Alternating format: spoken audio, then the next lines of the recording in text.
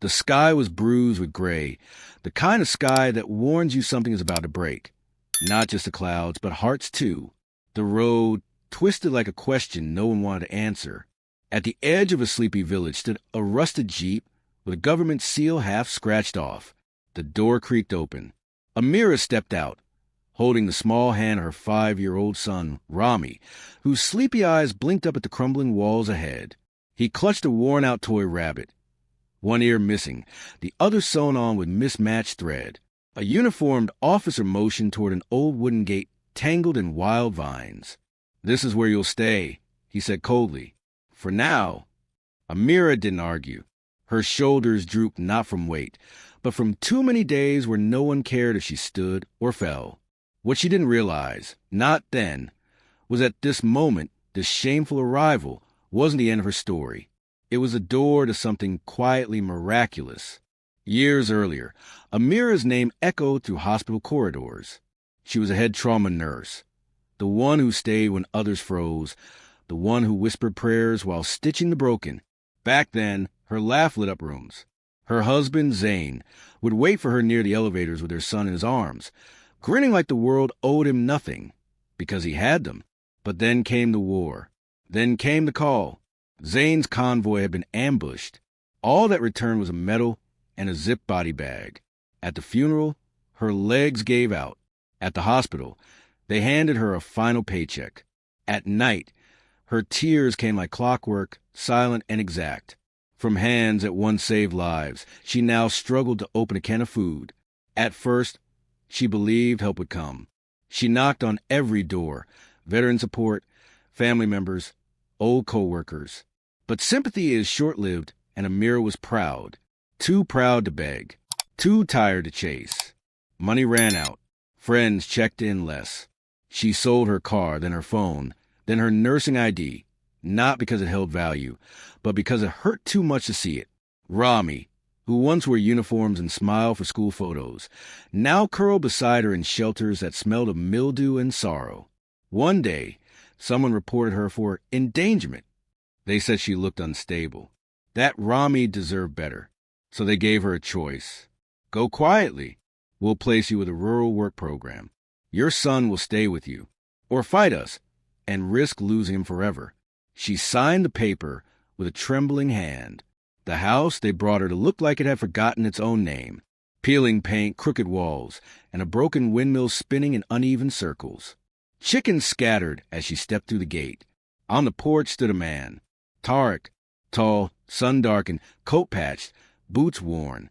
He looked at her the way old trees look at storms, not afraid, just prepared. He didn't say welcome. He just nodded once and turned, expecting her to follow.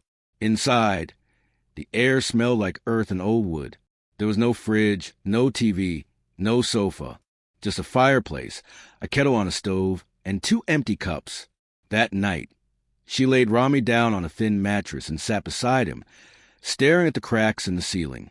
They had given her to this man like a burden, like punishment. And yet, it was the first night in months that no one asked her to leave.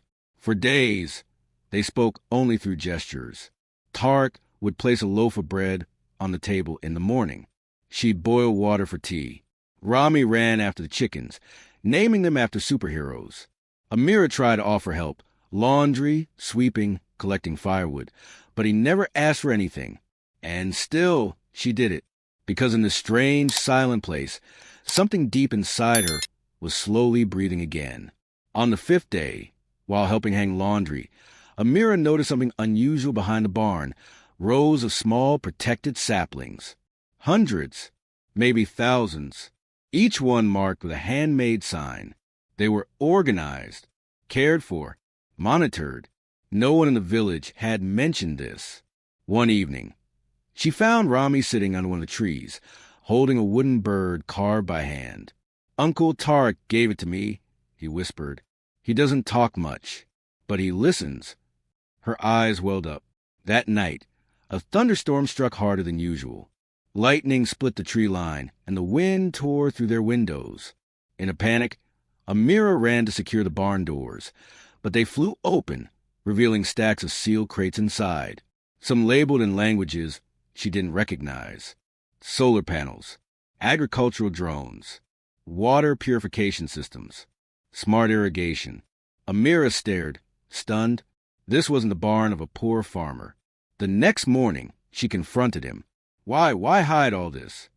Tarek looked at her with quiet fire in his eyes. Because people respect pity more than power when it's silent. He turned toward the fields. I inherited land that spanned 7 valleys. I grow fruit not just for villages, but for nations. They only see what they're comfortable seeing. A poor man with dirt on his boots. They never asked what was under the dirt. From that day, something bloomed. They began to share stories, in pieces, about Zane, about the hospital, about Tarek's brother who died young and left him everything. Amira began designing new layouts for the orchard's expansion. She created a medical tent with supplies he'd long stored and forgotten. And at night, they'd sit in silence.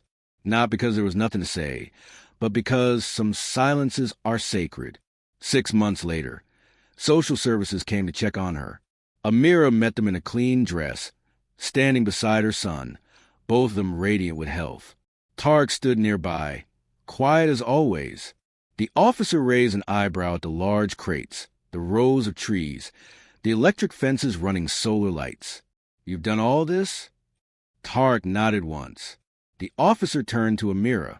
You seem safe here. More than safe. She simply replied, I'm finally seen here. By spring, the saplings bloomed in full color. Children from nearby schools visited for tours. Amira taught first aid workshops under wide umbrellas. Tarek installed a plaque on the largest tree, the first one they watered together. This tree grows in honor of the strongest kind of woman, a mother who refused to vanish. And under it, carved in soft wood, the orchard grew because she stayed. If the story moves something inside you, let it move outward too. Not every woman who looks lost needs saving. Sometimes she's just waiting for a place where her roots can grow again. Seedling. Share this story with someone who's been underestimated. Comment below if you'd like to see what happens when Amira starts opening shelters for women like her. We believe in second chances. Do you?